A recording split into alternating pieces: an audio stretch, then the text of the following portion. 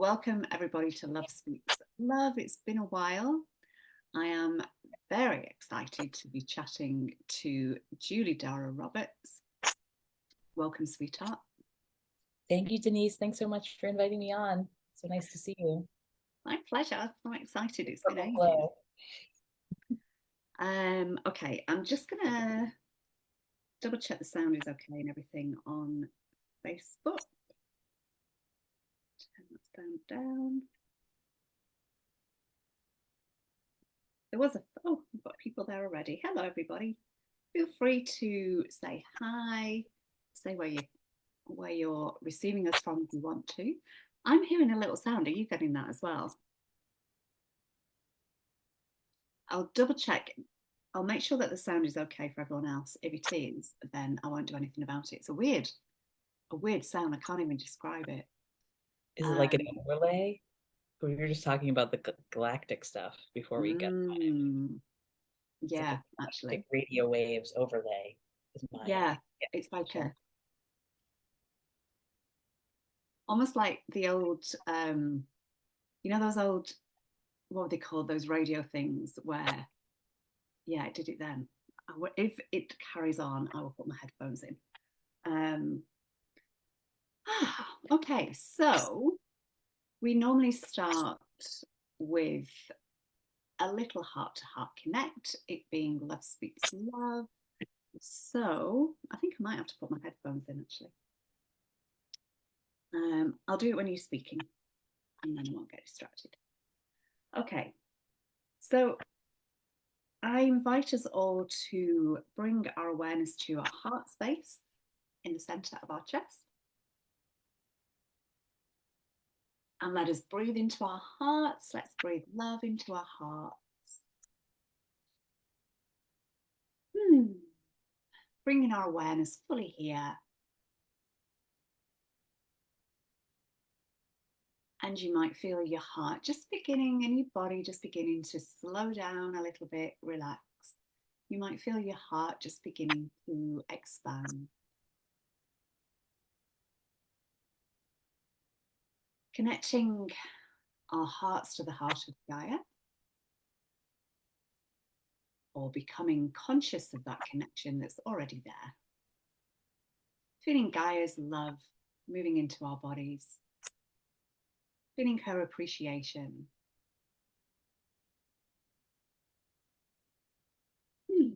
Connecting to the heart of the sun,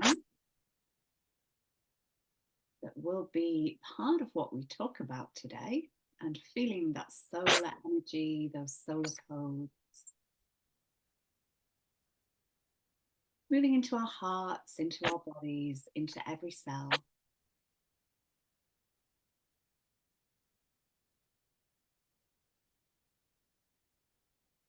And feeling the connection between our hearts and Source Creator. Feeling source energy moving into our bodies, into our heart.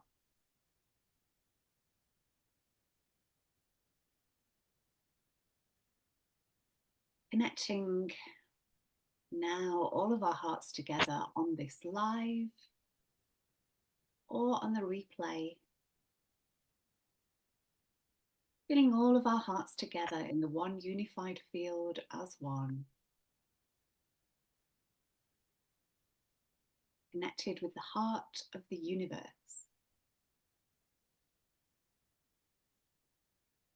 And I'll hand over to you, Julie, just if there is anything you wish to add to that.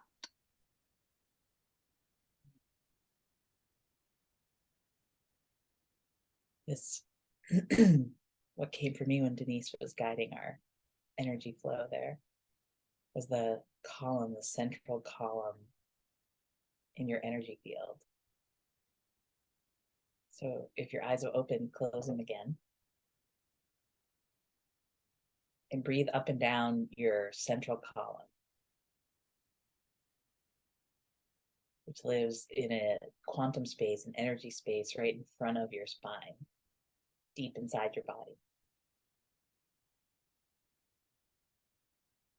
And as Denise connected us to the heart of the earth and the heart of the sky, the galaxy, the sun.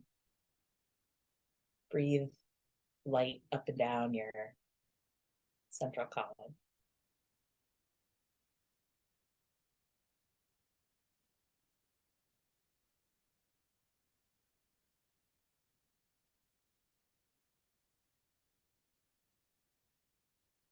And this filament of life, this central channel of life force distribution in your being.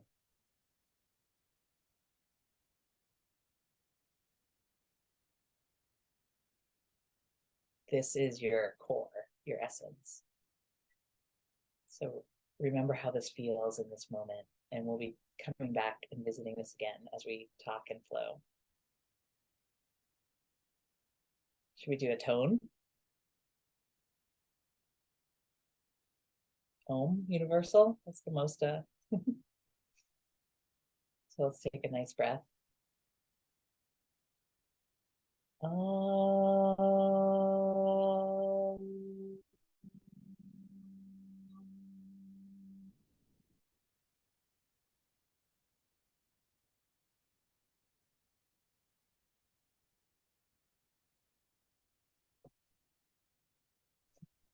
You did get your headphones in. You did it. Nice job. I did it mainly with my eyes closed, apart from plugging it in. Did we check and make sure the sound is good and all that good? Does my sound okay to you? Yeah, you sound good. Okay. Well, no one's saying it's off, so I'm assuming it's all good. Okay, so with your headphones on, actually, so that's good. Okay, brilliant. So we, as we've been saying for the last few years, are in unprecedented times. The amount of energy that's coming down on the planet just consistently seems to be increasing. And I think it's amazing how much we can tolerate in our bodies. And you were saying that today, I'll let you speak on this. I don't even know how much I can say of it, but it's something to do with this, the sun being closely aligned to the Galactic Centre. That's so when Denise, hi everybody. So nice to be here. This is nice, Denise. Thanks. I haven't done video like an online sharing in months and months and months. I've been in a quiet lunar mode, so it's nice to come out enjoying the sunlight again. But yeah, when Denise asked me on, we were figuring dates that would work for both of us. And when this Tuesday dropped in, this December 19th, I was like, oh, that's perfect, because we're in the Galactic Center Earth Sun alignment. And she was like, oh, great, let's talk about that, because I don't exactly know what you mean. Or, she was like, but if you know what I mean, but you're like, that's a great thing to talk about. So the celestial sphere is the dome of the sky, the dome of space, and the Milky Way, which if you live in a place you have dark night skies, you can even see it every night. From our city or suburban places, it's hard to see these days. But that band of light that stretches across a dark night sky is the sphere, the disk of the Milky Way galaxy. Like basically because of the words accretion, but like because of how the galaxy is formed, most of the stars, the content of the galaxy exists like on a dinner plate, if you will, like on a flat surface, right? So that like band we're seeing is really the swirl of our own galaxy. So there's a spot on the Milky Way that's in our night sky. It's not particularly something you can see because there's a lot of space things in the way, but that it's where if we point to that direction out beyond, in the deeps of space, is the center of our galaxy. So there's a spot there. So it's right where the Sagittarius constellation, Scorpio constellation, and Ophiuchus, that like where those three come together.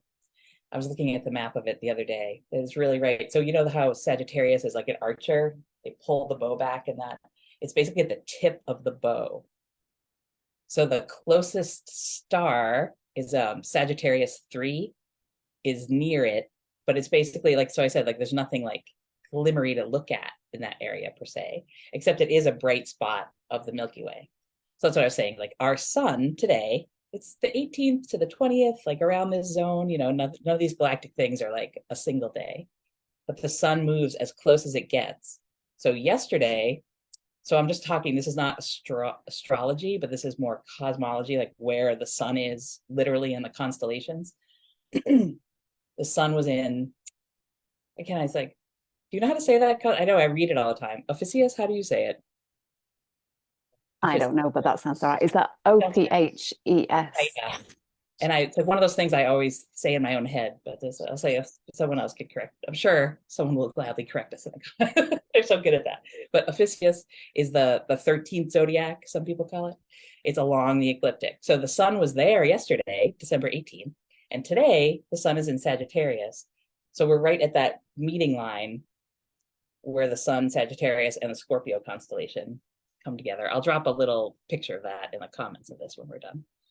People can see. So anyway, that when the sun gets there, I find from my gatekeeping, my celestial gatekeeping, that wherever the sun is in the sky, the things it's around help it, like it sends more codes our way. Like solar codes are imbued with, say the sun aligns with Venus, or the sun goes next to Jupiter, or the sun is next in the Taurus constellation, or wherever it is in the sky, the sun broadcasts codes to us that are from that sector, right? So they're like in kind of by entrainment or attunement, it's just like more singing that song of that constellation. Does that make sense? So when the sun is where it is these days, these beautiful December days right before solstice, we get more of the galactic song signature coming through on the sun rays. So it's like the sun is singing to us a galactic like lullaby, if you will, or it's not necessarily a lullaby because some of us are up all night singing with, right? It's like affects everyone a little differently, but there's an outpouring of floodgates, if you will, of galactic code, galactic center code that comes our way. So what scientists have talked about that's at the center of our galaxy, the rotational center, which they call the barycenter, but that where it spins around is Sagittarius A star. So it's Sagittarius, capital letter A, and it has an asterisk next to it. And then that's what they say, Sagittarius A star, not as in star in the sky, but asterisk. And it's a radio source. So some waves from stars, from the galaxy, from space, come through a visible light spectrum. Much, much, much more is waves that come through either in the gamma spectrum or the radio spectrum. So you've heard like the radio telescopes or what astronomers use to see, almost like night vision goggles. You know how you can see night vision goggles, you can see heat signatures, you can see that red scape. That's like astronomers use radio telescopes to see the radio waves emitted from space objects. So Sagittarius A star is a radio source very close to the center of our galaxy. So it's literally, when we talk about broadcasting, it is that. It's like broadcasting a certain frequency. I just said a lot of things. Do you want to say something? Yeah, I just want to ask. So there are certain, say, characteristics or energies that maybe are associated with Taurus or with any of those. What might the characteristics be, or how might we perceive the energy coming from the galactic center? Is that a question you can answer? Yeah, direct source code to me. That's what I think. It's like direct source code. So in our solar system, the sun acts as our main light broadcasting thing. And we get our light, our heat, our life codes from the sun. The sun is but one of many stars in the galaxy. So the center of the Milky Way. And one of the things I wanted to point out, we did that meditation of the central channel. So our Milky Way galaxy is a barred spiral galaxy, meaning it doesn't have a single sphere, if you will, in the middle, but it has a long line, filament of light. So I feel like our bodies are coded as galactic beings through our own, in yoga we call it the Sushumna, the central channel, the main meridian. And all the prana, all the life force gets distributed into the energy field, into the body, into the mind, emotion, multi-dimensional field through that central channel. So it's like the main highway, super highway of prana, of life force. So the same is true for the galaxy. So that, like, I wonder, this is like a contemplation of mine. I feel like beings that are born and raised in a different galaxy might have a whole different geometrical energy body structure. Like they might not have a Sushumna. That's why it's like some, they might have a whole different, imagine like what that, it's like a different, like we're familiar with our own makeup, if you will, the central channel and the nadis that distribute off that. But I feel like that's coded in us as Milky Way galactic citizens. Just a pondering, an inner space pondering. So anyway, didn't answer your question. What did you ask? What's coming through? So it's life force, it's direct source code. And then the galaxy, so people talk about the central sun. So we have our sun, and then people talk about the central sun. So when I've heard that term, to me, that's the center of the galaxy. And then people talk about the great central sun. So the great central sun is like one logos rung up. It's the center of the core of the universe. So the core of the universe is singing a song of life and light. And then it gets rebroadcasted in each galaxy, if you will. Like there's hundreds of thousands of galaxies around in our universe. And then each galaxy, each galactic center is a broadcast station or a light source, radio source, radiation emanation source. So the short answer to what you asked is life force, light. And so presumably the effects of that on the body, I guess it's making everything speed up. It's making everything kind of jiggle about a lot more, shaking out energies that are not in alignment with that, which is why we can feel like we're detoxing on all levels. Like that might be a physical detox of toxins in our bodies, but it might be an energetic detox as well. So we can just feel perhaps emotions coming up. And you can't really hide from this, can you? Like, we're on the planet. You can't really separate yourself from this.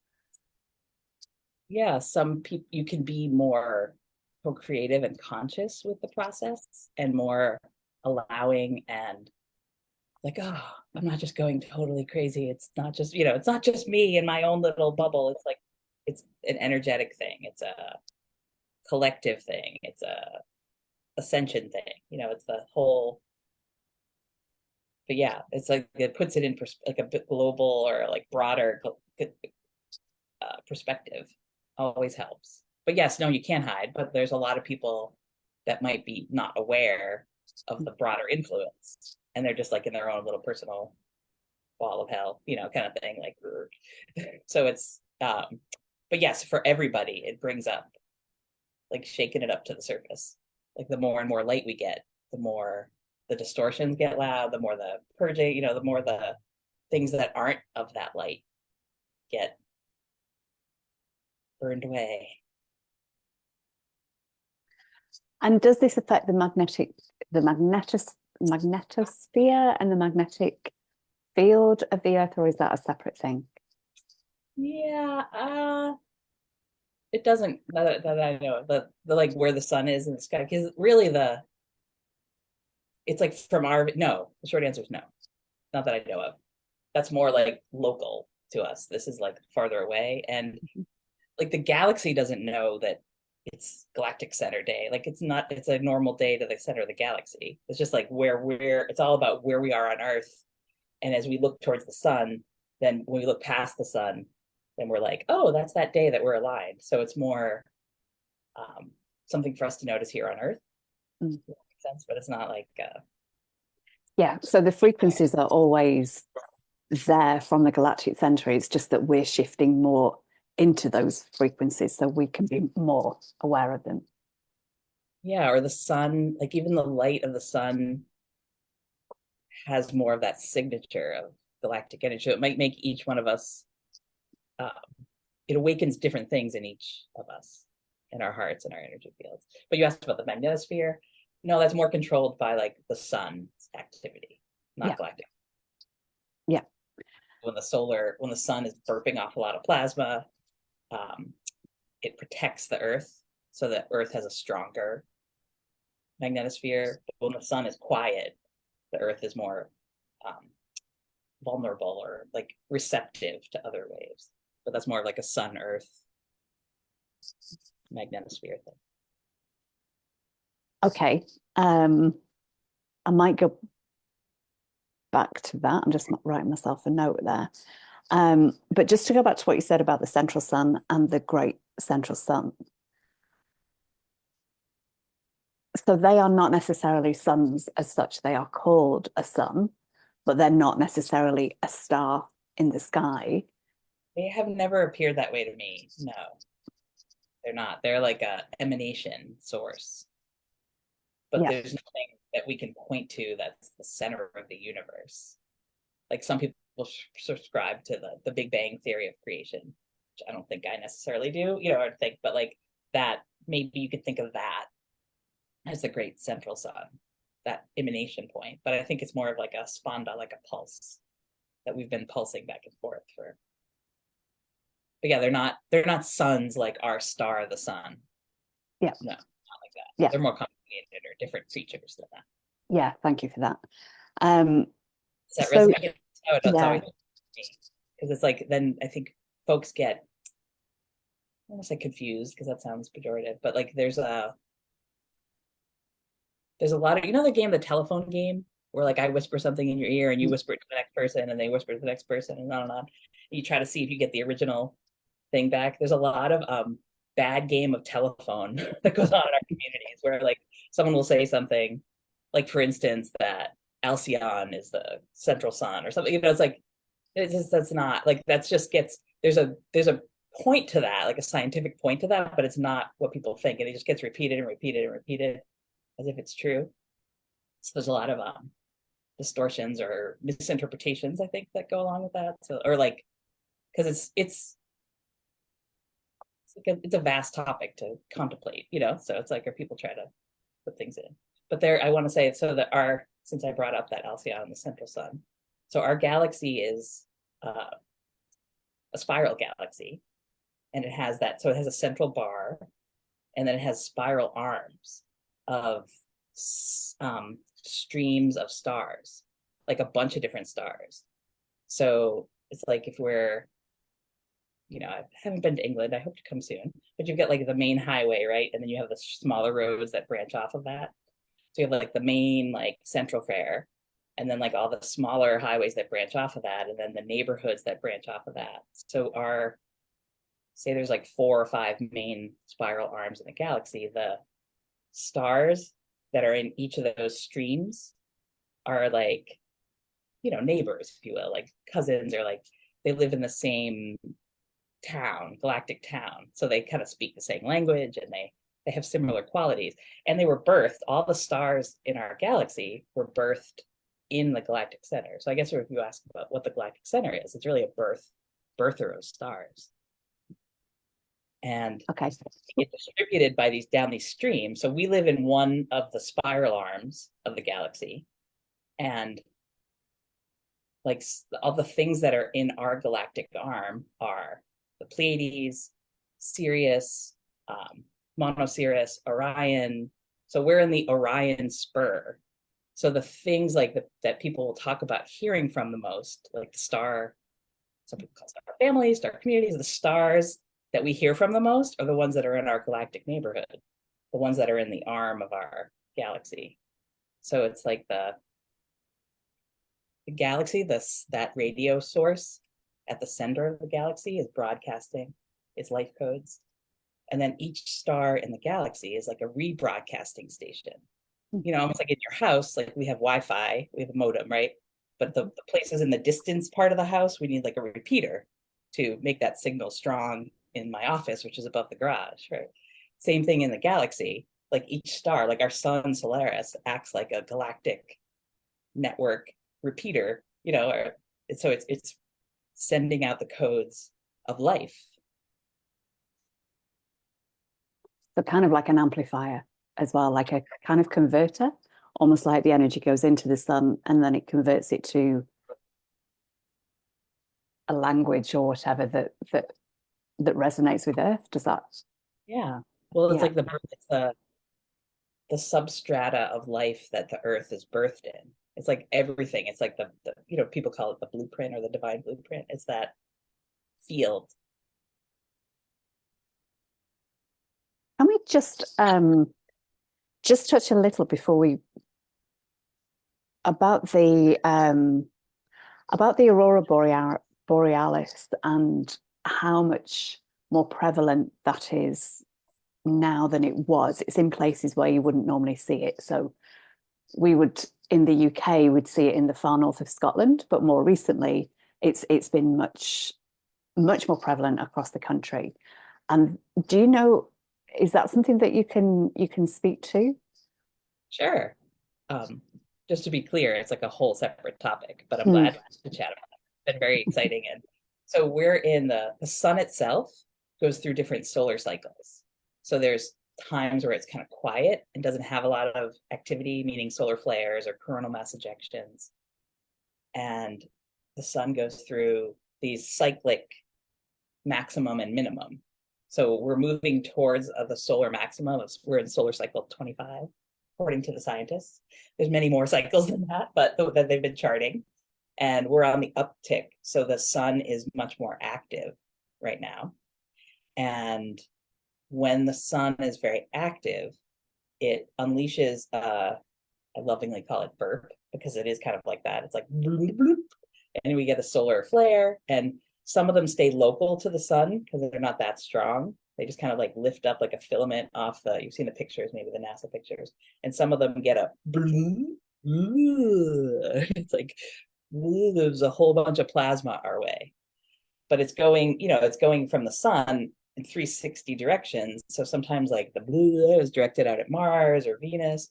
So when one of those like plasma is from the sun comes towards Earth, it's a whole, so what plasma is gas that's superheated that has electrons have like freed themselves from the atoms and the electrons are flowing. So they call it an ionized gas, right? So plasma is gas with a charge. And those electrons streaming towards Earth, the plasma flow, interfaces with our atmosphere. And it's because of the toroidal magnetic fields of the Earth, those electron streams pool at the poles. So the South Pole and North Pole, us being Northern Hemisphere dwellers, our continents get more of the northern lights, the aurora borealis, but there are Australis borealis, the Southern Hemisphere too gets those for our brothers and sisters down there. It's that like the pole, it's the toroidal field of the Earth that moves those extra electrons that come in the gas of the sun. And they end up pooling and collecting, kind of like, at the ocean when you have like an eddy or like the extra electrons pool up at the North Pole, if we're talking about the aurora borealis. And the sun when the sun is extra active, or the geometry of it is just so that it gets to the Earth in the right angles, both of those affect. So that the KP index is a measure of like how much extra electrons are about, right? So, but that's also because we're near the solstice point, it depends on like the angle of the Earth and how it's tipped in relation to the sun and where we are in seasons. Because we're near the northern hemisphere is near the solstice. There's like an extra angular thing. So like a lot of that. So the angle's a little different. But when it moves down, it just means that there's so much electrons, like the hair of the aurora gets like a little longer. We see it in more southern latitudes. Did that answer what you were asking? So it's like a tip angle of it, but if you look at some of the charts, it's like sometimes you can just see it with a little ring right around here. Pretend my head's the Earth in this demo. But then sometimes you can see it like in a farther swath, and sometimes it moves down to the southern latitudes. So that's more a function of the solar activity and how it's interfacing with the Earth. But not every solar flare gives us auroras because they don't all make it to the Earth atmosphere. And just for perspective as well, so there's C-class flares, M-class flares, and X-class flares. And C-class, we don't really feel those. They're not really significant to us, possibly. I think everyone feels everything, and they're all significant. But yeah, they're not like as impactful. Yeah. Sure. And do you have any idea of the numbers? Because I know the number of M-class and X. Was it something like, I don't know, there were only 5 in 2017 of the M-class, and now we're having like, sometimes we have many a day, something like that. And the X-class numbers have gone up as well. Everything's gone up because with the days that year you were talking about was more closer to solar minimum, where the sun activity is just quieter. And we're moving towards the solar maximum. And that sun's much more active. So yes, we're getting a lot more, but all the flares this year. And some of the scientists, the space scientists, are saying that it's extra active, like we're moving faster towards the maximum than ever before. This keeps coming through. I don't this is one of the geeky things that lives in the back of my brain, but it's supposed to come out my lips right now. So you generally, this solar cycle is, they say it's an 11-year cycle, or 11.6, right? Like it goes up and it goes down. Mm-hmm. So I read this really fascinating journal article that some planetary physics, solar physics scientists or plasma scientists are looking at that the sun is actually it's not just in a single like sine wave of up and down. It's in alternating like 17-year, like there's 2 17-year cycles that are overlapping upon each other. And that resonated like, in the back part of my both, like gatekeeper brain and my scientist brain like was back. I was like, oh, that feels right. Like it's probably not just one single like 11-year up and down sine curve, right? Like that's just like too neat and tidy. The universe is usually more complicated than that.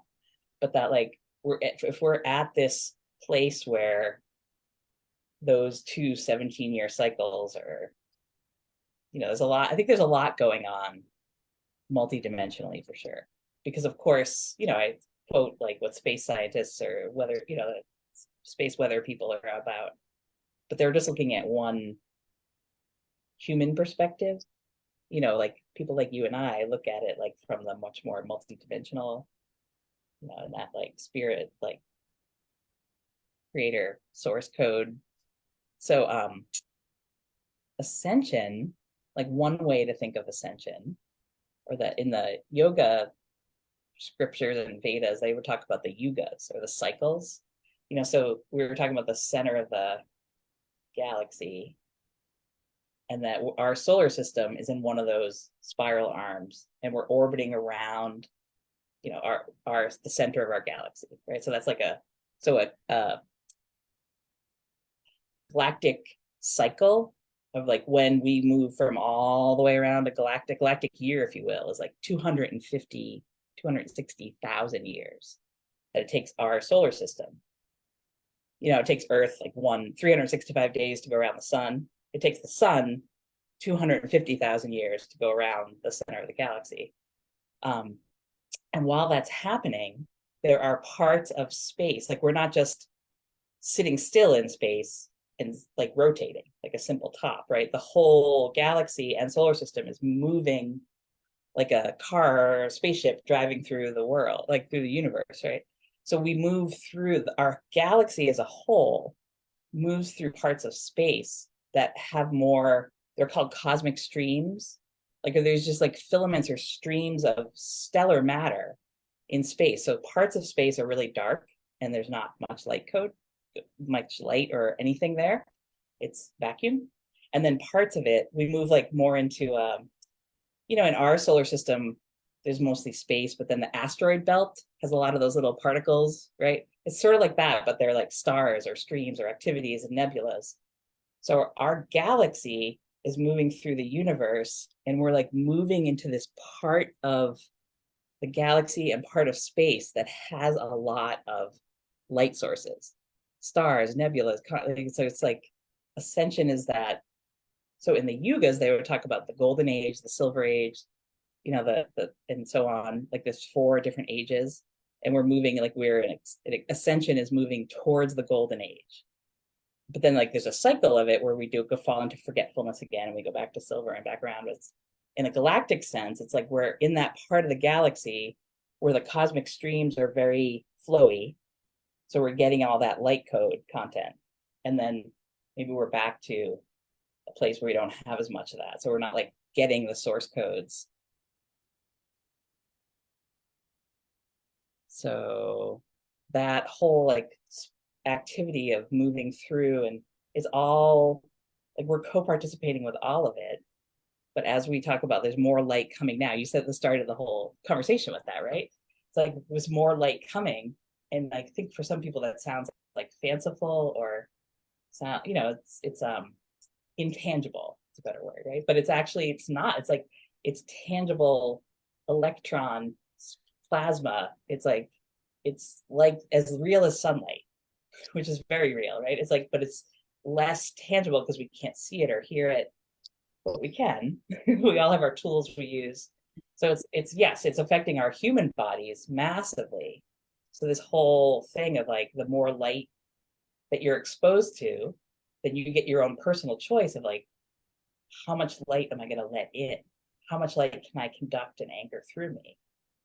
And that question becomes like, you can do as much as you want. As the more of that, the dark matter, the fears, the unwanted thoughts, the emotions, the detritus in the body, the toxins, the chemicals, the stress, the like memory in our fascia. I know you're big into fascia, like all like the body stores all the, what's that book everybody's reading or everybody read last year? The body holds the memory. It's like, yeah, we're on that. We're like, it's been like that way for forever. But the body hold, like the more you can clear and cleanse out your body, the more light can flow through you, the more light you can hold, the more light you conduct. And this time that we're in right now is like the most exciting, the most illuminated, the most possible. And then the humans, like from some limited perspective, it seems like the world's going to shit, right? And the world is like the worst it's ever been. But we know better. And we're like, no, it's like, because there's so much light pouring in, all that dense dark stuff is just getting like brought to the surface. And like, and we're all asking ourselves, how much more dark stuff can be in there? Like, how much more dark stuff can be in there? Aren't I done purging the dark stuff? And it's like, no, you're not. Keep going.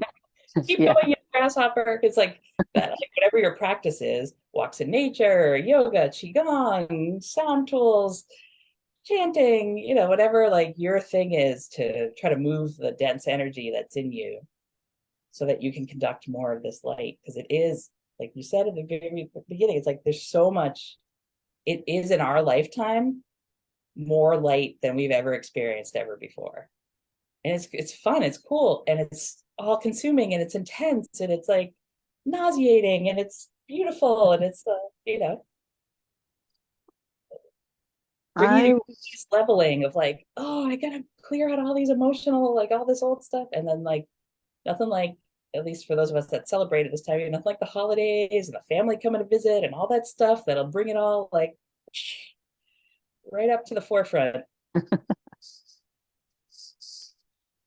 I would love, I didn't introduce you in the beginning because you've been on so many times, but I would love you to just do a little, because you have this amazing inner marriage of the scientific and the spiritual, really, like you've really, those two worlds that often in the past were kind of like not coming together at all. You've really like merged that within yourself. I'd love you to just share a little bit about how you're able to speak around this so beautifully, and also where you're kind of spiritual, because you know you speak about both so well. Oh, that's sweet. Thank you. I appreciate that. From when I was a little kid, I was always just like stars, like space. Anytime anyone talked about anything space, anytime I saw stars, and I got glasses when I was like 9. You have glasses too, right? And the first time I put them on and I could see stars was like a whole anyway. But that like I've been into space and journey like that. It just captivated me from a really young age. So I wanted to be an astronaut. So I went to school for aeronautical engineering and took a whole bunch of science thing that always like worked in my brain. And then along the way, I realized that that wasn't exactly blah, blah, blah, what I wanted to do.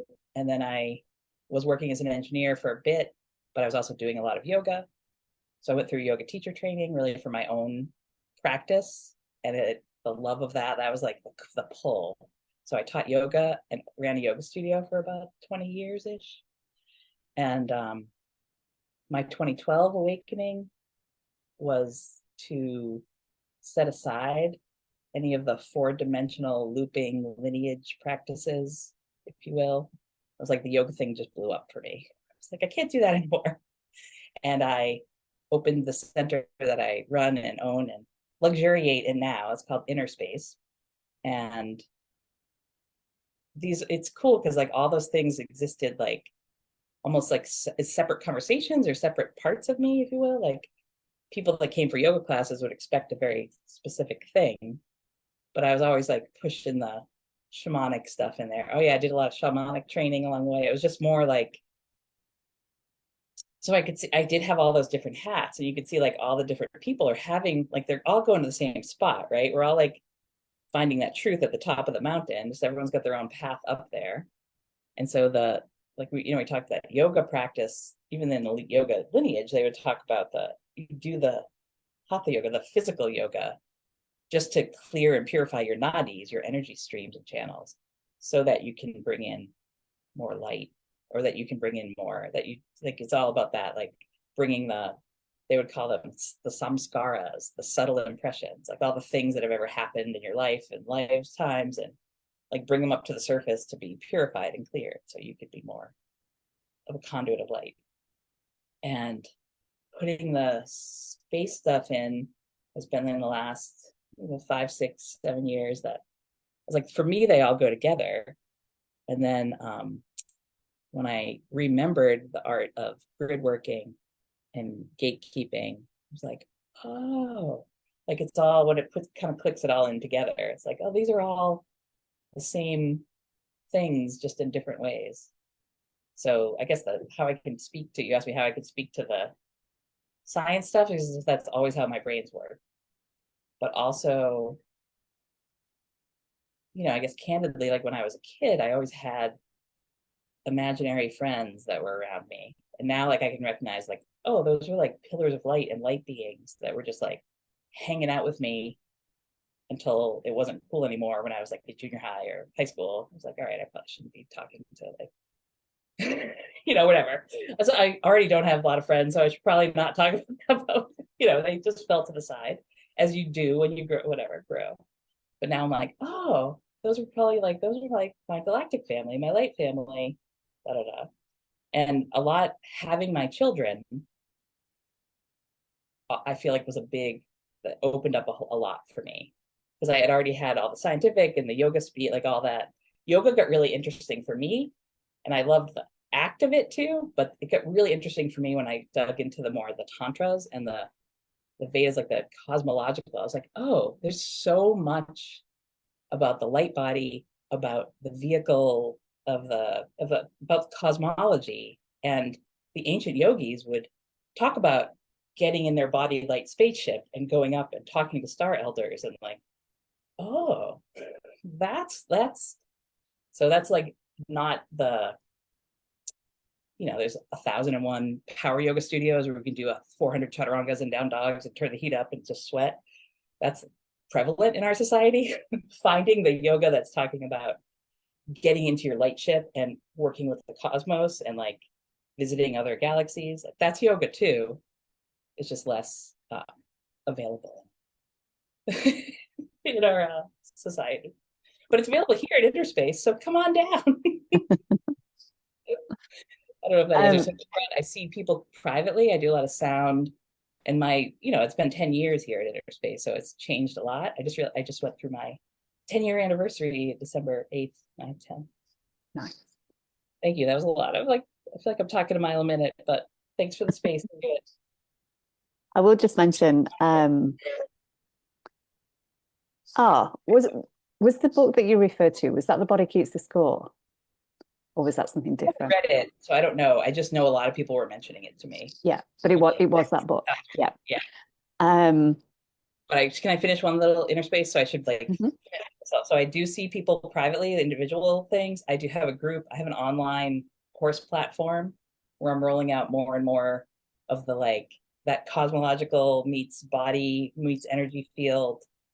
And I have a lot more coming down the pipeline in that too. So people can check out. And my website's innerspacevoyages.com if anyone wants to see. And I do a blog, I have a YouTube channel. I try to share as much of whatever's current in the moment. This fall has brought me, I'm also really very much involved in the eclipse cycles that we're in right now, and the solar and lunar eclipses. And we're in this big 2017, 2024 bookended eclipse cycle over here in the North America. So that's a whole different topic, but that's taken a lot of my personal focus, Gridworker, Gatekeeper. And I was so blessed in October. I traveled to Texas, which is it's quite far away from me, and I was in a good way, but I went by myself and I was under the solar eclipse. And we could talk about that for hours and hours if you wanted to, but that was it changed me in ways that I'm still unpacking now. And I've been really in the lunar moment of more quiet stillness and integration. But I feel like it's this time now. So having this conversation with you is part of I said, coming back out into the talking light. Come back out into the sun.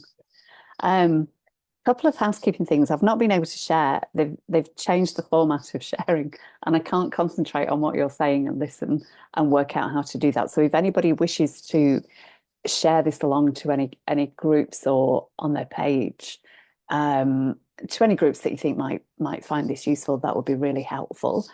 What else and it's Innerspace Voyagers, not Voyages. So it's got the R in, or Voyages.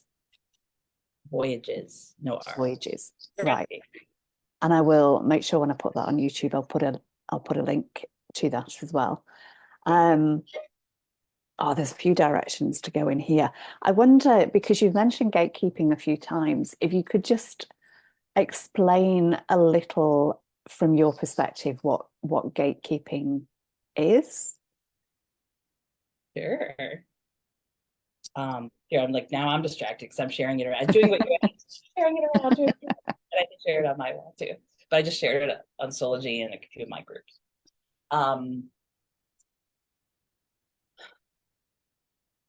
Gatekeeping is so many things, but simply, so what a gate is a barrier that blocks an opening that opens and closes. In real simple. In code language, in computer speak, it's the same, but it's a gateway is also a distribution center for information. So gatekeeping is being aware of the opening and closing doorways, if you will, of this, a lot of what we've been talking about the light, the source, the sunlight, the celestial light coming through and interfacing with the energy grids of our human bodies, of the earth body, of the solar system body. So gatekeepers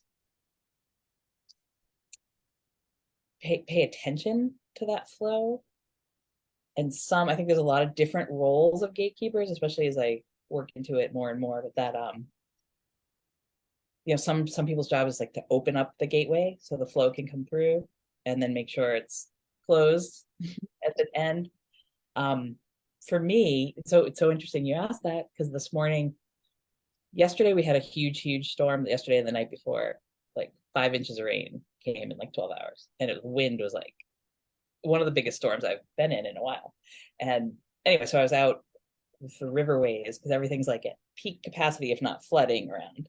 And I was just checking out some of my spots, and I was called this morning to go to this place that is two local rivers come together, and I was there working. So it was like back, whatever it was, 2019 maybe. And my own self, I was like, what's the difference between doing grid keeping and gatekeeping? Like I know what gridwork, gridwork or gridkeeping kind of mean the same, what that is, but this gatekeeping stuff. And then I had this spot. So I have the Blackstone River near me and then the West River, and they flow together. And I just had in my, it just looks the way that the rivers flow, it kind of looks like a heart, like lobes of the heart.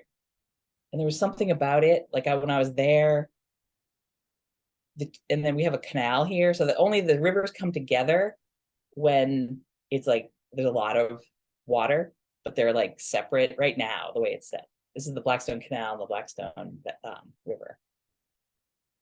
And I was there doing grid work at this spot, and I had this feeling. I was like, I feel like this is a gate. I feel like I'm doing gatekeeping now. Like, what does that mean exactly?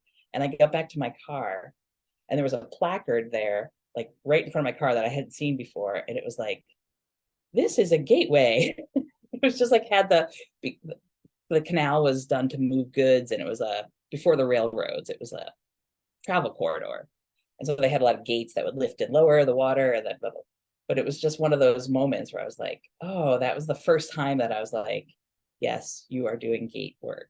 And so any of us might get signs like that. Or it's like, what? So on the earth plane, it was like water flow here in my landscape, in my local community. But then like those places, I feel like they're multidimensional because that's just like the access point for my human self.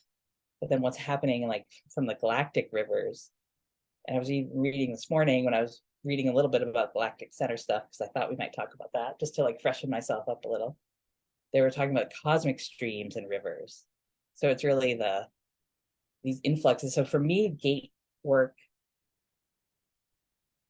in my courses, my offering, like trying to share with other people and encouraging them to open up their own skill sets for gate work. I've divided gatekeeping into what I call terrestrial gatekeeping and celestial gatekeeping. So terrestrial might be like what I did this morning, like going out to the places, like working with sacred sites, working with your landscape, and working with the gates that are more physical and tangible. And the celestial gatekeeping for me is working with the celestial sphere and like what we're talking about, where the sun is in the sky, what the alignments are. And I feel like as Julie Dhara, I do both of those almost equally and like different, and they're sort of all combined too. That's a long answer of like, what is gatekeeping? It's really opening to the flows of wisdom, knowledge, light codes, light source, conducting it in, bringing it in, co-creating with it. Because like anything, like the sun is gonna, talk to you more. Like what you put your attention into is what comes. So it's like I feel like when we as our human beings open up our own energy field to be a conduit and to work with the gates, it's just like more comes, and then we're the flow that downloads it, if you will, into the grids of the earth. Yeah, like anchor points, lightning rod kind of. Yeah. Conductors. Yeah. You mentioned grid workers, grid keepers. Seeing as we're on this flow, do you want to just explain that a little? I know a lot of people listening will know, but for those that don't. And there was also a question of what's the difference between a gate and a portal, but let's come to that after. What was the first question? Like what to like talk about what grid keeping and grid work Yeah. is? Yeah, sure. So as a human being, if I went to an acupuncturist and they were like tasked with making sure my meridians and like they read the field of my energy body through different, pulses and tongues and whatever, and that's their job to increase the flow. So the earth body is a living living, breathing, sentient being. Some folks call her Gaia, some call it Terra Nova, Earth. The Earth itself, this living, breathing being, grid workers are aware of that. Like, so, like an acupuncturist would be aware of the field, or a yoga practitioner is aware of the field flow. So there's a distinction of grid work and grid keeping. I feel like grid work was a thing a lot of us did for years and years, of like going out on the land and clearing the dark energy, and like sacred site work, and like doing a lot of that. A lot of that has, I'm not saying I never do that anymore, but like a slightly different grid keeping, or James Tiburon called it earth keepers, are more, instead of feeling like, oh, I have to go save the earth, or, oh, I have to go change things, or, oh, I have to do things. It's like, no, you're just there and you're being. Keeping is more of a big picture or more passive thing. Does that mean not passive, but it's like you're keeping the flow. So you're aware of the energy lines, both ley lines and the light grids and the crystalline grids. There's a lot of different levels of the earth grids. And yeah, so maybe that's like grid working is a little more with the magnetic and the ley lines and like travel and the visiting. The grid keeping is more like seeing the geometric flux and the light grids and the crystalline grids and being aware. So different parts of the earth will call you in to work with, whether you go in person or you work remotely. You're just aware of an awareness. You let it come into your field and you allow in as much of the knowledge of that as you can. And just, but again, like with your awareness, more flow comes. Like with an acupuncturist would insert needles here or there. Like some grid workers go out and put crystals here or there. Some just go with their bodies. Some go with their sound tools. A lot of my friends use their voices, vocal toning. It's like we're there to make sure the flow of energy on the earth body is flowy and good and movable as possible, so everything flows. And like in your human body, when your energy is flowing well, you're in good shape, right? So it's that working with the energy. So much shorter answer would be grid keeping is keeping and working with the energetic, multidimensional grids of the earth. And yeah, there was a question in the comments of the difference between gates and portals, if there is one. Yeah, they are very different. I know, confessions of a grid, like I don't know if I totally understand. So many people mean so many different things about portals. I guess the similar thing is they're both openings. Mm. A lot of people talk about like, oh, I'm going into the woods and I'm opening a portal, and I got this portal, a fairy portal. And like, I just luckily have never been called to do that. So I'm not like a pop-up portal kind of gal.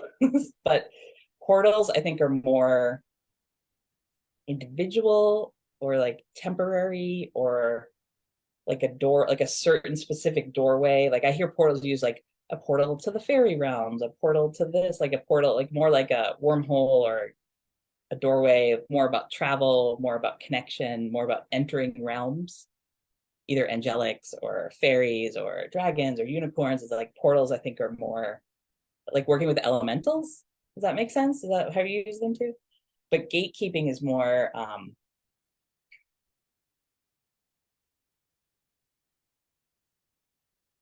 apertures. I guess just when I get quiet, it's like apertures of God. They talk about the fontanelle as like where your spirit comes into the body. It's like gatekeeping is more universal, or more about like the giant flow of life force. Does that sound resonant? Yeah, thank you. What about you? What's your difference between, like, what do you use portals for? To me, when earth energy lines cross, that creates like a vortex, which I would assume my experience has been that is also a bit of a portal. So it can be a bit of a hotspot, a bit of a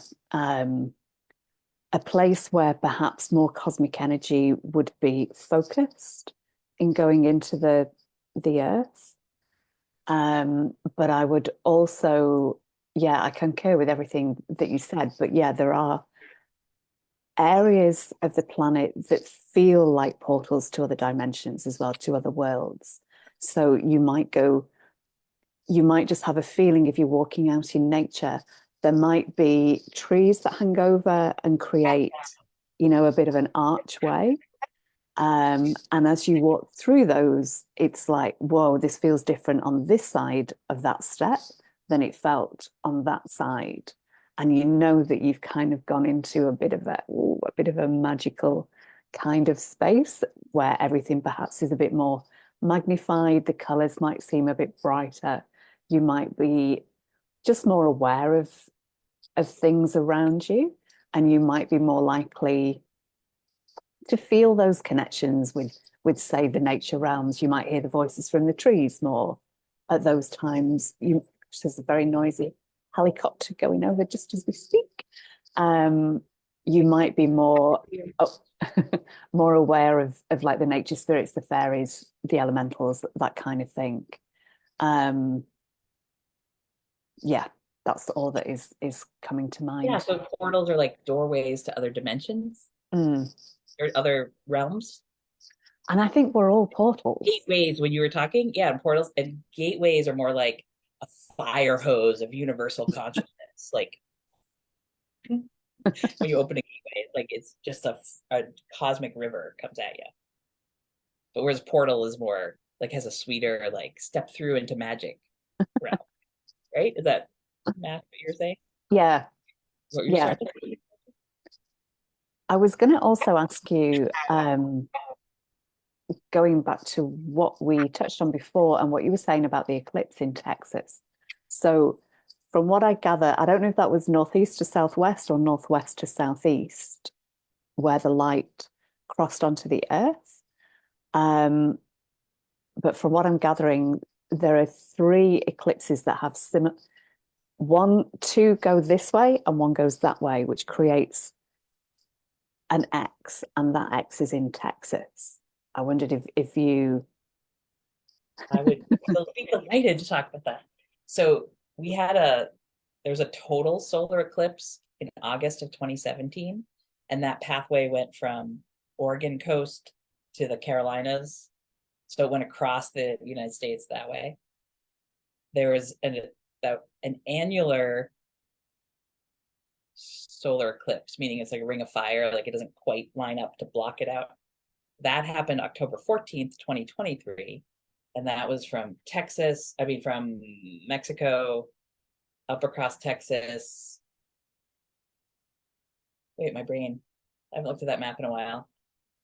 That might be wrong, but I'll keep talking. So there was an annular eclipse October 14th, 2023. But the next total solar eclipse is on April 8th, 2024.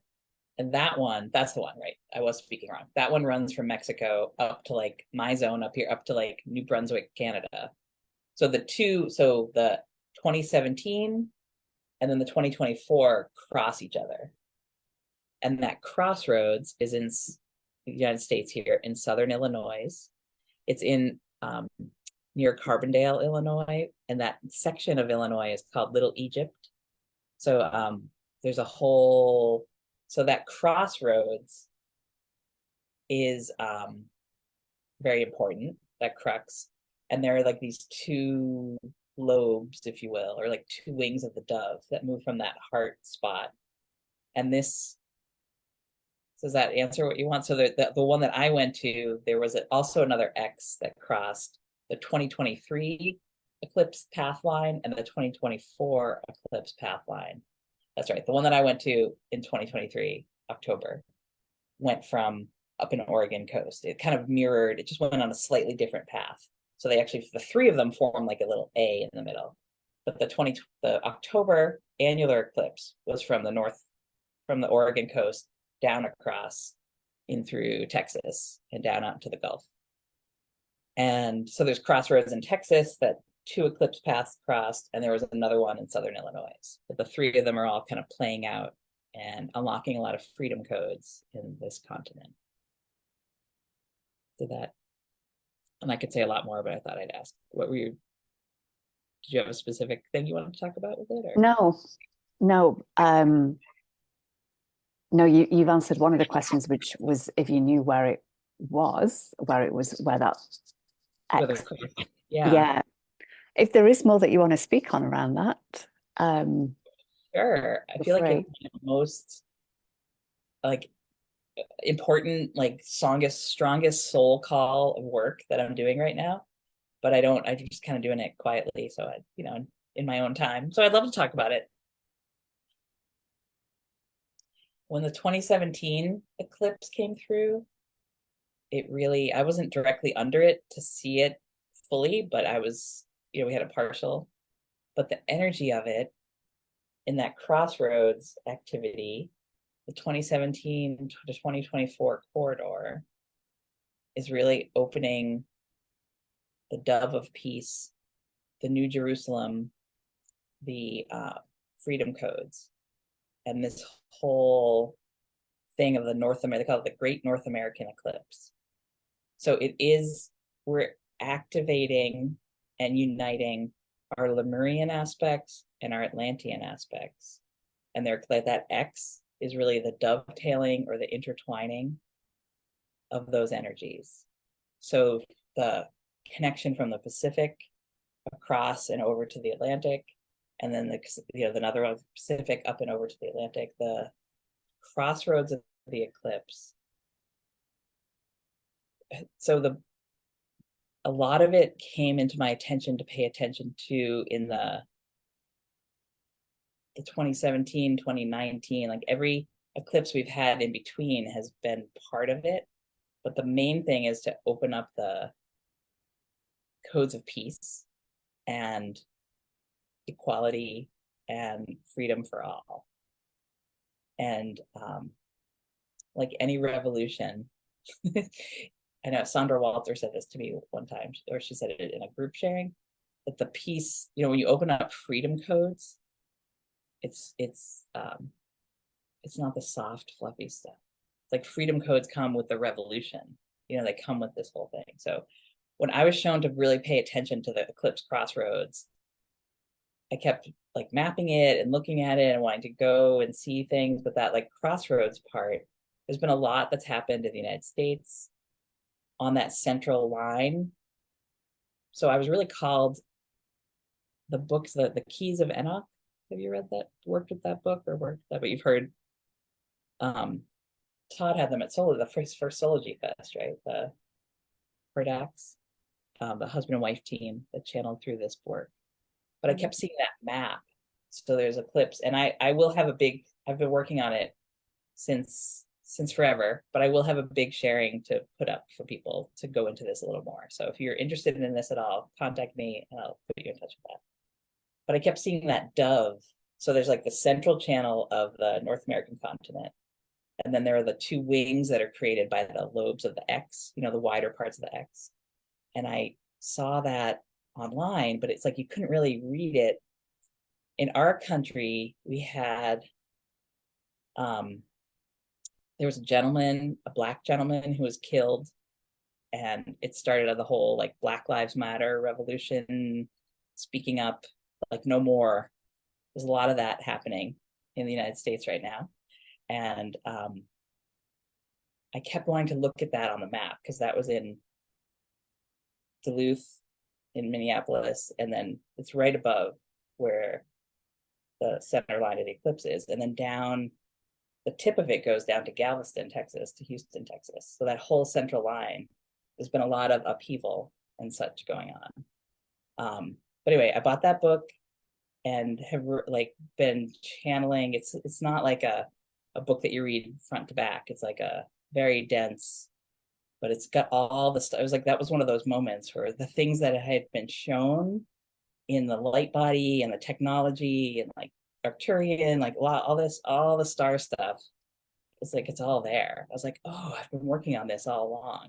But that the New Jerusalem codes here in the United States, it's like, this is supposed to be the land of, it's hard to even say this anymore. It's like freedom and opportunity and freedom, but it's like, it's all built on a house of cards of lies and killing and destruction. And so like a lot of that stuff is just really erupting right now. The eclipse cycle is to me is like reclaiming, it's like that all the technology, the light being technology from your Lemurian aspects, like bringing all the parts of you that are the celestial gatekeeper, the part of you that like are navigate by the stars, the parts of you that work with the crystalline keepers, the parts of you that work with sound technology, your Atlantean stuff, like all the ridding ourselves of the distortions of all the stories and bringing in the highest aspects of like what is your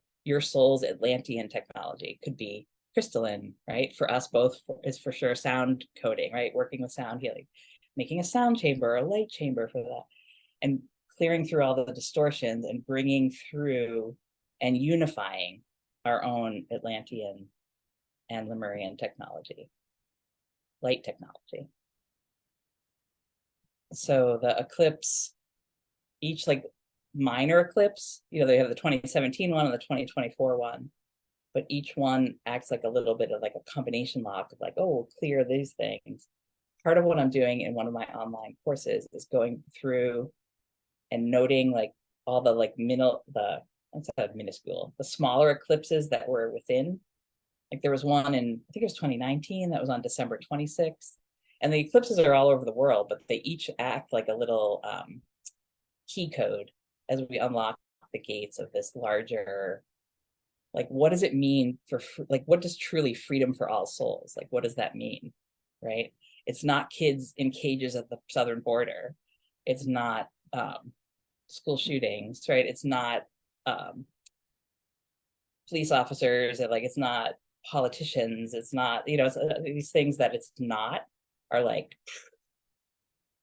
we talked about before, like they're all bubbling to the surface in this most disharmonious way, but in this way of like to really clear the landscape of all of that that's been through. So that's a off the cuff, like it's like with the eclipse stuff, it is like for each of us, I feel like it's so personal and so up leveling and like so monumental. It's hard to even put it in human words. Like people are like, oh, you went to the eclipse. I'm like, yeah, it was cool.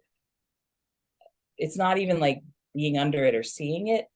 Like we can all work with it no matter where on the globe we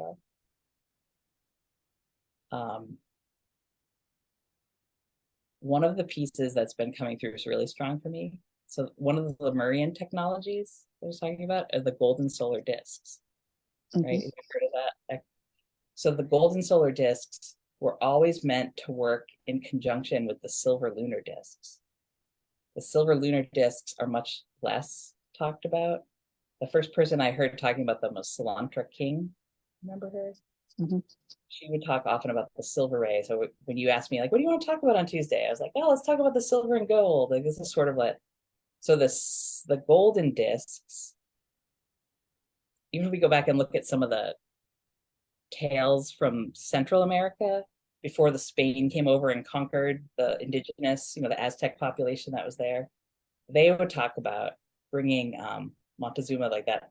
They would bring a gold, like a literal gold disc and a silver disc. They're always done together. But the golden solar discs are the mythology of them, or the tales that are told about them. Is there a technology from Lemuria, and the golden discs work to help balance the grids of the galaxies. They're like a tuner, an apparatus, if you will. But they're always put like on like an island, often in the middle of a lake.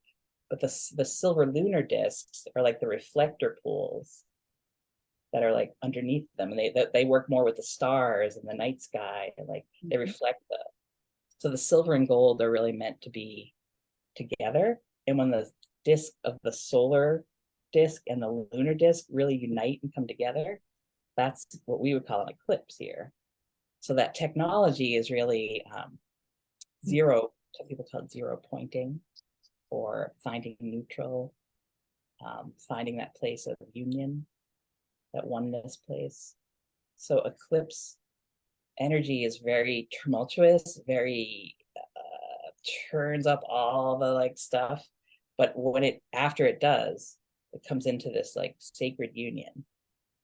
of sun and moon, masculine and feminine, busyness and stillness, and it just moves into this oneness state.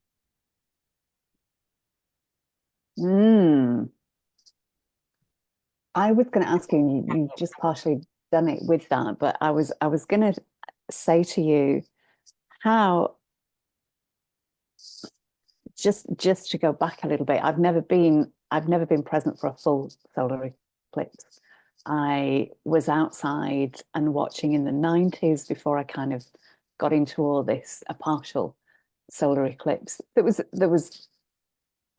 quite a big one. And I noticed that everything went quiet, it wasn't like a cloud going in front of the sun. There's a real difference. The birds stop singing, everything it's like everything holds its breath.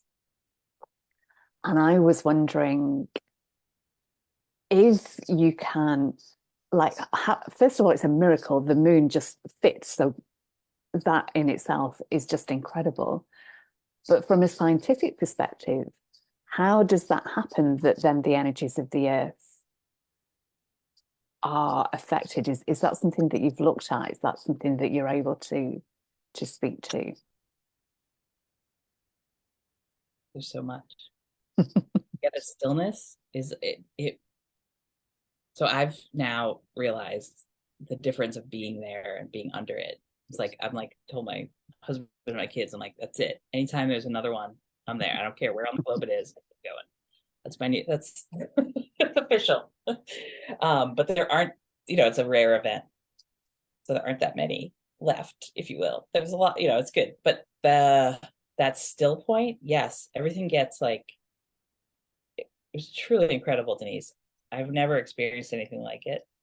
The whole, like, everything just is like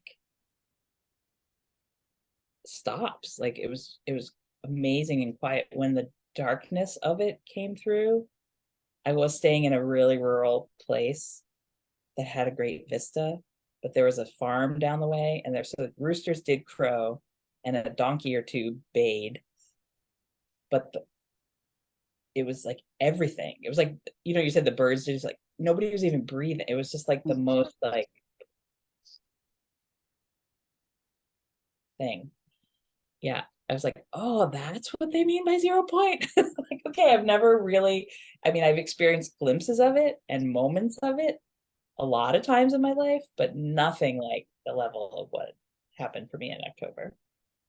But the fact that the sun and the moon block each other, that's not going to be all the time for our great grandchildren. That might not even be true for them anymore. It is like hundreds of thousands of years, tens of thousands of years. But it's just in this time that we're alive on Earth that eclipses can even happen. They haven't happened because like the moon moves itself relative to the Earth. And if they weren't quite at that, it's the diameter of them that make it all happen. So when the Earth is in a different part of its, that's what I mean by it might not always happen. But yes, the quietness was good. What was the second part of your question? Kind of the science behind why it's so impactful. Yeah. So this is all from, remember James Tiburon, who channeled a lot of Metatron? A lot of his work, which is, his website's down now, which was fine. He passed away several years ago. But I've been going through like looking for breadcrumbs. I've been trying to download as much of his content and information and keep it on my computer as I can to for myself and to share it out there. Because once someone passes, and his wife passed, who keeps up, who's going to keep up my website when I'm in another realm? Nobody. Anyway, he has rich with information. He runs, I would say, earthkeeper.com to quote him, but it's not there anymore. His take on it is that the ionosphere, and he was quoting some other earth scientists, and I'll go try to find it. Maybe her last name is Bartho, something like that. Did some studies about what happens to the ionosphere. So he was all about the difference between cations and anions, or positive charge and negative charge. And one of the things, you talked about the cross of the ley lines and how it feels sacred there. Sacred sites are often put in these places of either magnetic anomaly or a difference in the background radiation, the ratio between cations and anions, positive charge and negative charge. And this is best my brain can remember it. Forgive me if any of the numbers aren't quite right. But I think he was saying that mostly in general, like the background radiation or that difference is like in the sixes, right? Between like the level of cations and anions. And then at sacred sites or under eclipses, that changes and like moves down to like a 1 or a 1.5. Like with a ratio, there's just more, the ratio between the negative and the positive ions changes. And then that changes, like that's what allows a lot of the ancient shamans to have their visions. It's like that background level of radiation or what you're in between the cations and the anions changes how your brain works. You move into a different brain state, you know, between the theta and the delta, the gamma, the different brainwave state, so that you can experience direct connection. So this is how anyone would have like a vision or download or channel. Like you have to be in the brainwave state for your human brain to receive that. Going to a sacred site or being under eclipse changes it. So how it changes, like eclipses do change and transform the earth grids. And they do it by like that path that we like would see much more in solar eclipses than lunar eclipses. Lunar eclipses do it too, but the ratio of cations to anions in the ionosphere, the sphere of the earth, changes, especially under the pathways. And it quite literally changes the nature of your brain so that you're more able to communicate interdimensionally. Wow, So, thank you. I've never heard that spoken before. That's amazing. And just remind, so it changes. Do you know, did you say, and I've just forgotten, so the ratio of cations to anions changes. Does it become more positively charged or negatively charged? can you tell them on the computer? Go right to it. I'm in my folder of Metatron Gridkeeper. Let me see if I can just find it so I can be like. And negative ions, for example, that's what we get at the beaches. That's when the waves crash over, they create Yes, negative or like why ions people put in waterfalls and yes. Maybe it's not that important. If you're supposed to be shared with everyone, you will come through right now. If not, I will put it through later. That's fine. So I do on my blog, because I knew after his passing, like I wanted to keep the living library of his work going. So I went through and I've downloaded a bunch of his stuff and put it up on my website. So I do have a section of my blog that's devoted to some of these things if people wanted to read more. Did you catch them all or did you miss some? I have been clearly, I'm sure I missed some, but I pretty thorough. So his website had, and a lot of his books are out of print, and some of them I went like, you know, some of them I spent like $300 on eBay to find the last copy of the book. So I've been pretty, I have a lot. I'd say I have 98% of his stuff.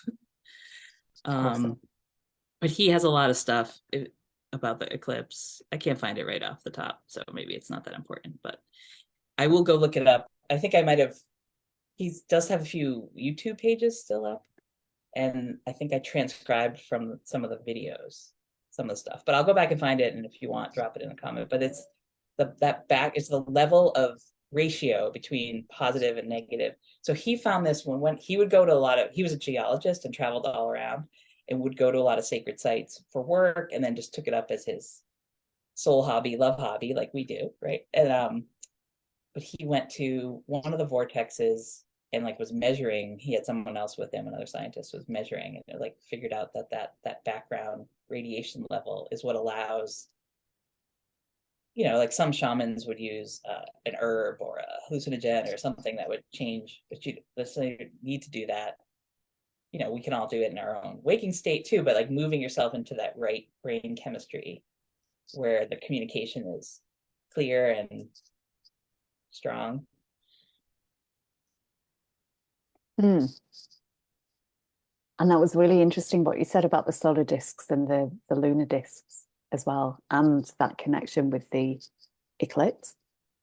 Yes, that yes, the solar discs and the lunar disc. I was like, oh yeah, that like came through to me a year or two ago to put together that, like, because it is the disk of the sun and the disk of the moon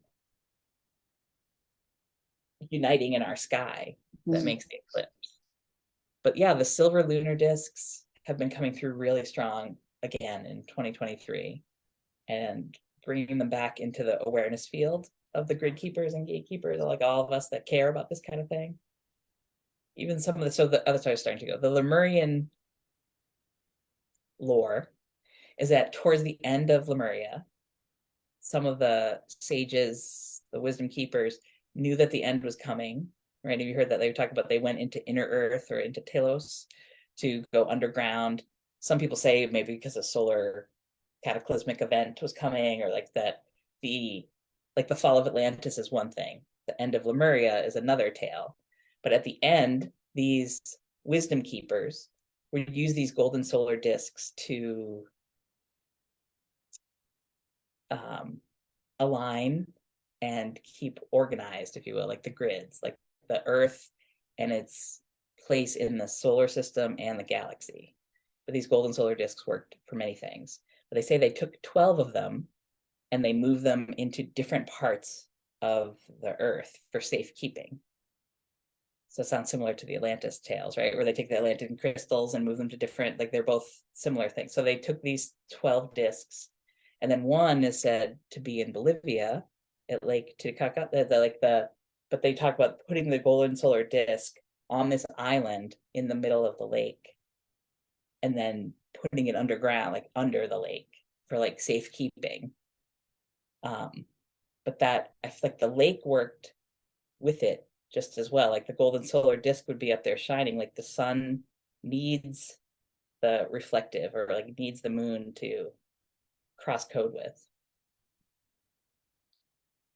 And the solar golden disc locations around the globe are have been coming back more online and are more active as we move through these phases of ascension. So. And was anything shared about the lunar discs as well? Like There's a lot less shared about the lunar discs. So I think it's like one of my roles and all of our roles to connect with them.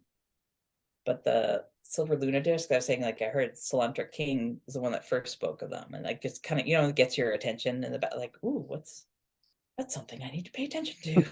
Silver lunar discs, I haven't heard of that, but of course it makes sense that they work, you know, there's always a yin and a yang, that they work together in conjunction. So I feel like the solar disc is the projector and the transmitter, you know, like the sun is, but the lunar discs would work more as the receiver and the, like in the stillness and reflector. Yeah, maybe.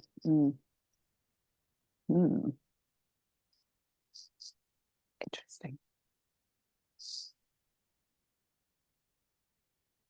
it's so fun to talk to you, Denise. We could go on.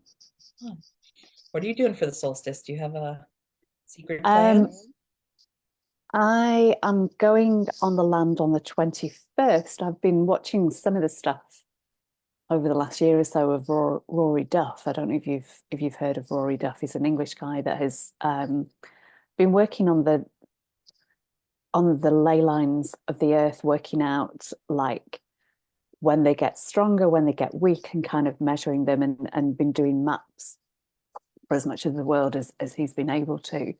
And he shared that it's the energy of the ley lines gets stronger in the lead up to the eclipse, and once the eclipse happens, it starts to go eclipse down again. Solstice? Sorry, solstice. Probably both, but I just didn't know which one you were talking about. Yeah, no, I did mean solstice. Well, all of them, the solstice and the equinoxes as well. So it's actually the day before that he suggests going onto the land rather than the day of.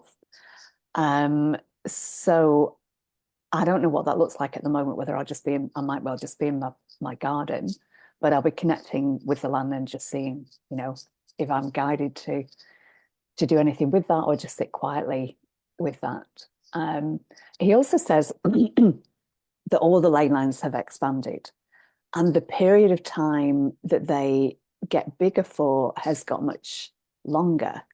So it's not going to be too long before there's actually no space between them, because it's 4 times a year anyway, and the period before and the period after have both increased. That the gap where they're not at that highest level is much smaller. So it won't be that many years before there is no gap, which that fascinates me. Like what is going to happen to the meridians of the earth, the ley lines of the earth at that time, and will more people then feel them, be aware of them? Because I feel that's part of our evolution as humans, that more and more people will be sensing that energy and feeling the energy of the earth. Just energies generally, but particularly the energies of the earth. Yeah. Fascinating. And like if they're getting wider and wider, then they'll cover the whole earth too. Yeah. Right? Like time and space. Yeah, because even the smaller ones, they must be getting bigger as well. It's not just the big ley lines, there's all these little tributaries as well. Yeah. Like a lot of cryon sharing and that channels, and a lot of other shares too. Talked about the difference, that the ley lines are associated with the magnetic grids of the earth. Mm. And Gridkeepers have been in the process of working with the crystalline grid of the earth, so that it's not, I don't want to call it outmoded technology, but the metallic, the magnetic grid ley lines are just one. They're talking about taking that, like, of the information that's in the magnetic grids, and like the crystalline grid is the new operating system of Earth too. So maybe that'll be like that gradual graduation, if you will, from doing grid keeping with the magnetic lines and the ley lines. Just like it will always be like a thing, because like that we'll always have a magnetosphere and magnetic lines, but that working with the crystalline, it's less, it's more quantum. The magnetic ley lines had a very predictable and like place-based, if you will. Like you were saying, they cross at certain places and the sites are there, and that's more like mappy. The crystalline grids kind of morph in and out of existence. They're less tangible or less predictable, if you will. Less static. Kind of like they're like a lava lamp, or if you will, like a grid of moving light. So there's less of that need to do it on a certain date or a certain spot. It's like a all the time thing. Yeah, interesting. So you mentioned that you've got these gatherings coming up. Is there anything else that you want to share about that? And just remind me of your website. So innerspacevoyagers.com. That is the main way to get me, yeah. And I have an email list people can join up on. I feel like, do you feel we've all felt the Facebook thing crumbling for a while now, right? But it's getting weirder and weirder. So it's good to stay connected in other realms. It's great. I'm glad we have it, because we're here on it now and talking to people. It's great, but it's always good if people want to join my email list. That's a great way to keep in touch. I do have a Facebook page. I have Instagram, but I'm less. I do a lot of moment by moment sharing of the energy things on Facebook, because it's just in my pocket on my phone. It's a little easier. But I have a lot of stuff on my website too. But I'll be updating. Everything's still in the amorphous planning stages, so I don't have a certain date or this is happening then. But I am working on.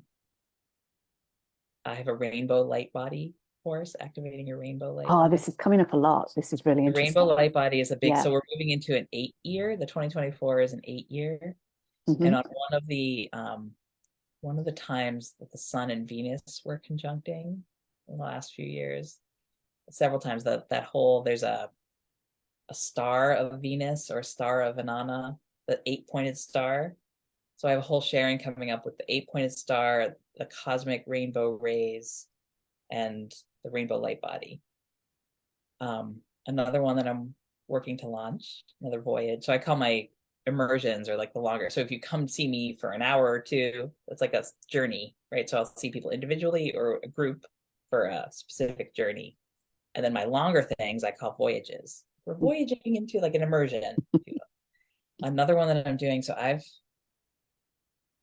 sound, it's like an architect of light, like sound codes and how they create light. So the Sanskrit alphabet is one of the alphabets that's still alive on planet Earth that works with the sound codes, the Shabda. And there's a course that's been wanting to come through me for a long time, and I feel like we're all ready as a collective, is working with the Sanskrit bija mantras, like all the Sanskrit characters, and how they work with the chakras, the chakra petals, and sacred geometry, and how those create, like you can create with light and sound. So those are the realms that I'm moving into in 2024. Yeah, beautiful. And I'll just share that What I've been doing. Yeah, I want to hear what Yeah, I've been doing dragon immersions kind of Yes. monthly-ish since March. So working a lot more with the dragons, doing some dragon readings as well. And the rose frequency has been coming in a lot more, which I linked to Venus too. It was interesting you mentioned Venus. That reminded me of the rose connection and the rose lines of the earth. And I'm also guided, this is only just dropped in, of doing something actually with money. Working with the collective energy of money on the planet. David Manning mentioned the other day of, how did he word it, that lack is laced into money. And so if we have a lack, L-U? Like no, LA, okay. LACK is laced into the energy of money. So if you have that lack frequency, then there's this kind of interconnecting thing going on between money and lack and you and lack. So I'm feeling to do something with the collective energy of money in helping to shift that frequency, but also connecting us with the highest frequency of money, kind of bringing that higher frequency, because like everything, it's got like grungy, you know, energies, but it's also got a much higher frequency. And most of the money, I would say, on the planet isn't at that higher frequency. But if we're of a higher frequency, then we're not necessarily resonant with those lower frequencies of money. So connecting us with the higher frequencies of money, making that connection. Yeah, I haven't fully got it yet, but that's been dropping in as something to do. And the last dragon immersion, we did connect to the higher frequencies of money via the dragons. And I feel there'll be something bigger, as you would say, a bigger voyage, to do with abundance and specifically money. And it is something that we don't always speak about in the spiritual world, like money specifically. But I think there's a lot of healing, a lot of shadow work, a lot of whatever you might call it, relating to money itself and lack, especially in survival. So yeah, it's all energy. Like money is good if it's good. Yeah, that sounds fun. Yeah, it's neutral, really, If isn't you ever it? want, so one of the things that came through to talk with you about today, and it's like put you on the spot too, but I'd love to do a episode like this with you and talk about using Andaras to talk to the dragons. Oh, I have I have a bunch of the Andaras come through as dragon communicators, and it would be fun. You always come through in the dragon codes. Like it would be fun to yeah, bring them along. And if you ever want to do that, reach out. I'd love to do that with yeah, you. yeah. Thank you for that. That's Not that anyone my body needs with to use Andara excitement. to do that, but like they're like a portal, fast track tangible talisman to they're like star communicators, really, or light being communicators. Yeah, interesting. Cool. Thanks everybody for hanging in with us. We've been on for a happy while. Yes. Thanks for having me for this long and all your great questions. And so lovely, Denise. I enjoy connecting with you every time. I feel like you're nice. We go out for coffee for like 4 days and get all the topics in. Yeah, thank you Thanks so for much. being you and all you share in the world and your consistency and always showing up and shining your beautiful light. And so many of us appreciate you and what you're doing and the space you hold. And it's lovely. Thank you.